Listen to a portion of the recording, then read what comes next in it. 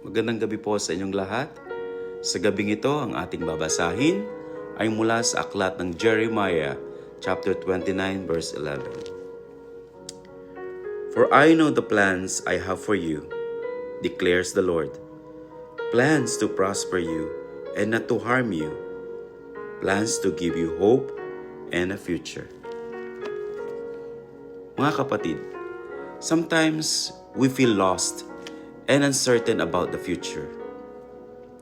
Minsan, iniisip natin, Lord, ano ba talaga ang plano mo sa buhay ko? But God reminds us through His Word that His plans are always good. Hindi niya tayo iiwan sa gitna ng ating mga pagsubok. His desire is not to harm us, but to lead us in a future full of hope. Even when we don't understand what's happening around us, we can still trust the Lord that He is in control. Hindi aksidente ang mga pinagdadaanan natin ngayon. Hindi aksidente ang mga pinagdadaanan mo ngayon.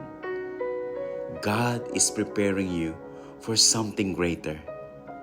Kaya, huwag kang mawawala ng pag-asa. Keep believing, keep praying, and keep moving forward, knowing that His promises never fail. Today, let us surrender our worries to the Lord. Sa halip na matakot, let's choose to trust His perfect plan.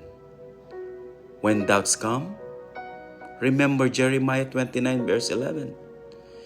May magandang kinabukasan na hinihahanda ang Diyos para sa iyo. All you need to do is to trust Him one step at a time. Muli,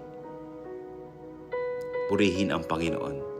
Magandang gabi po sa inyong lahat.